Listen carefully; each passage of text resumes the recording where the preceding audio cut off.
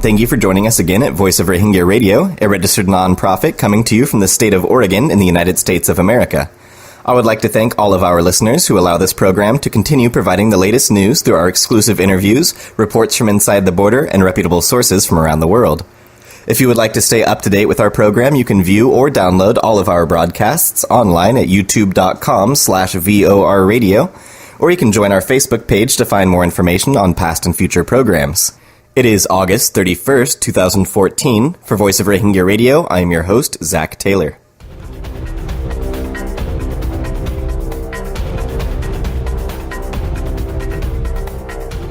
For the last few weeks, we at Voice of Rohingya Radio have been receiving news on the development of a new sinister plot to move the Rohingya further away from citizenship by forcing Rohingya to identify as Bengali immigrants on so-called census forms. One of our sources from inside the border reports that Rohingyas of Arakan are now constantly haunted by the genocidal citizenship law of 1982. It has already destabilized the small and secluded Rohingya population of Meabon Township, where they are fleeing IDP camps that have been likened to concentration camps to avoid the onslaught of the law. The majority of the Rohingya population in northern Arakan, specifically Mongda and Butedong townships, are now under severe pressure to relinquish their Rohingya heritage and rights to citizenship and to instead accept the false label Bengali, implying they are alien settlers from Bangladesh. By registering for the new citizenship program as Bengali, it opens the door for the government to impose enforcement of the highly controversial 1982 citizenship law, a law which has already erased the previously recognized bona fide status of Rohingyas. If this law had not been ratified by the then one-party socialist ruler, General Ne Win, the nationality rights of the Rohingyas would be guaranteed to this day, and they would be able to have the rights of most Burmese, including the right to political representation. Under the 1948 Citizenship Law and the 1949 National Registration Act, Rohingyas had joined different government services, including the armed forces. They had the freedom to participate in politics, receive an education, participate in economic activities, and to practice their religion. All of these privileges have been stripped from the Rohingya since the 1982 law. Our source remarks that this is no law but government-ordained ethnocide. This new discriminatory citizenship program, which has been touted by the Myanmar government as a step towards citizenship for the country's disenfranchised ethnic groups, is to be implemented in northern Arakan as a testing area. Our source likens this to a scientist testing drugs on rats and dogs, saying that this new law has become a tool for the government to infringe upon and annul the citizenship status of any ethnic group in Myanmar, and the Rohingyas have become the first target. Mekefpa, which is the anti-illegal immigration department under the Border Guard Police, is hastily implementing the clandestine law under the guise of a census.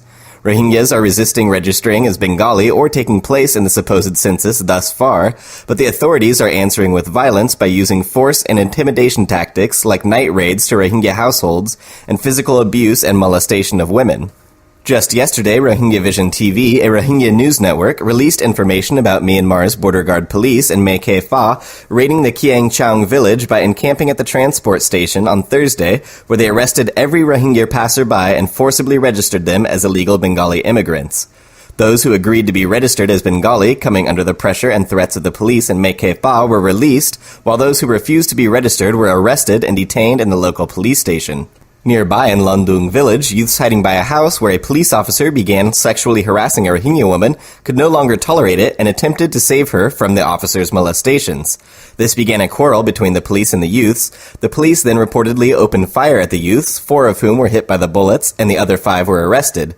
Of the 4 youths injured by the gunfire, 1 youth was said to have passed away 2 days later. The latest reports show that the BGP and the military have blocked both villages. No one is allowed to enter or leave the villages, which they have completely besieged.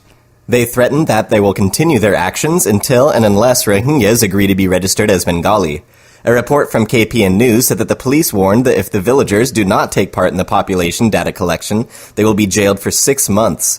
The report also released the names of 6 people who were arrested and forced at gunpoint to register themselves as Bengali before they were allowed to leave. This doesn't seem to be an isolated event, as more reports keep coming in from various villages describing similar offenses. Our source pointed out that Bengalis are often not illegally entering Myanmar, but Rohingyas are opting to immigrate to different countries for protection, and Bangladesh often bears the brunt due to its shared border with Myanmar. There is marked inconsistency with regards to the Myanmar government's claim of Bengali infiltration. Mae Pha's main duty is said to be to thwart and prevent Bengali infiltration. But today's Bangladesh is economically much stronger than Myanmar. Burma is an impoverished country and lags behind the rest of the world in most of its economic activities, thus there is no logical reason for any Bengali to cross over into Arakan for their livelihood. The Myanmar government has been trying to hoodwink international community by painting Myanmar as a resource-rich country with abundant food and grains. Our source continues that Mae Faw's activities are insidious and have no conformity to the actual situation on the ground. A blind eye has been turned to these mass exoduses of Rohingya fleeing by boat across the Bay of Bengal. All security departments, including the border guard police, are heavily involved in the racket, and a huge amount of money is extorted from the seagoers. Our source warned that the international community should be vigilant as winter approaches, and exodus across the Bay of Bengal will commence in full swing. The coastline should be brought under international scrutiny to prevent the human trafficking that will most likely soon take place there. Our source concluded that an international naval presence in collaboration with Bangladesh Navy and Coast Guard can produce good results and deter any human trafficking. You are listening to Voice of Rohingya Radio.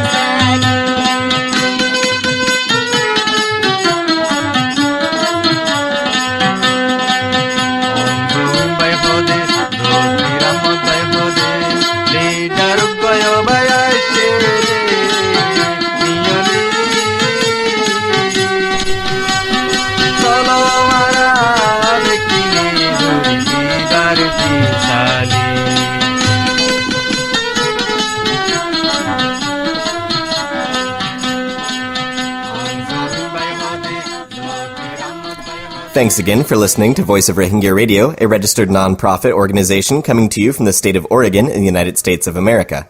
I am your host, Zach Taylor. Bangladesh will seek a specific timeline from Myanmar to repatriate its nationals during today's Foreign Secretary-level talks, a senior foreign ministry official said.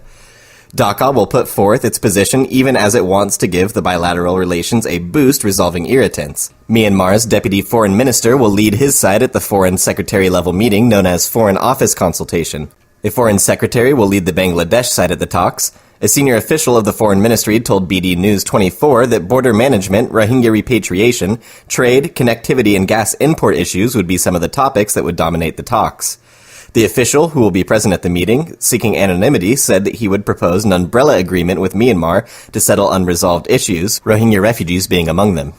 Bangladesh gave shelter to thousands of refugees who fled the Rakhine province after sectarian clashes over the years. The UN Refugee Agency put the number in Bangladesh at over 200,000, with 30,000 documented refugees living in 2 government-run camps within 2 kilometers of the Myanmar border. According to some estimates, there are more than 500,000 living outside the camps in Bangladesh. The foreign ministry official said that they would ask Myanmar to take back the documented nationals from the camps. We are aware of the human rights situation in Rakhine State, but we are a very small country, the official said. We want to settle our bilateral issues bilaterally.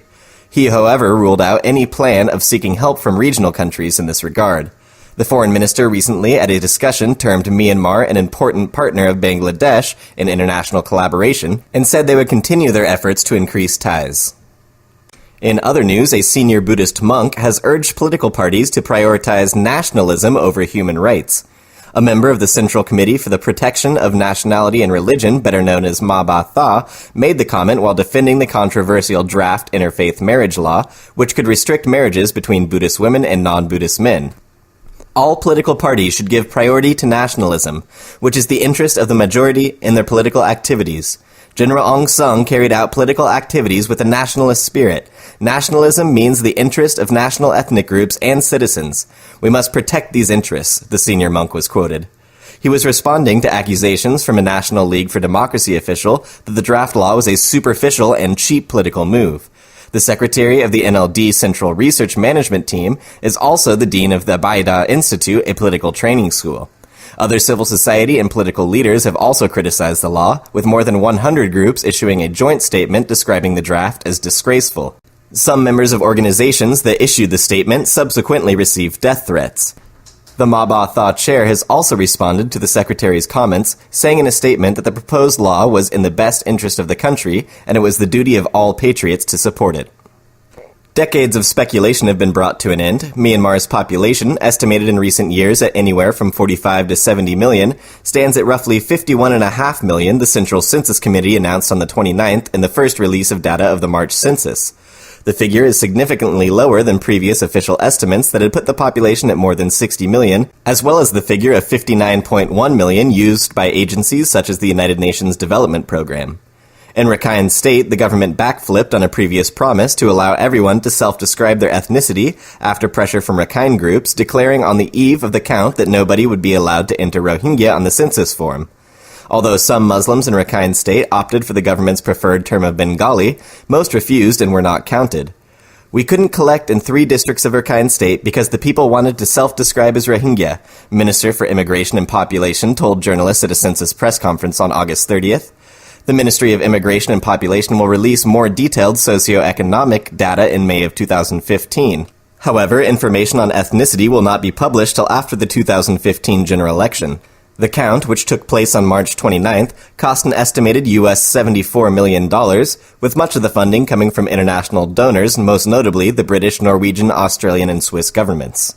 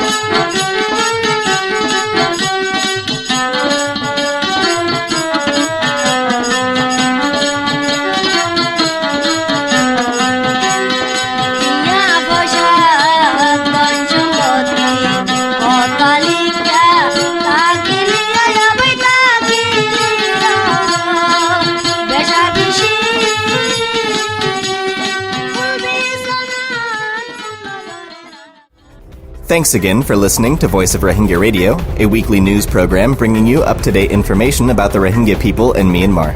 You can catch our broadcasts every Sunday at 6 p.m. Pacific Time here in the United States at youtube.com/VOR Radio, or you can join our page on Facebook to find more information on the program.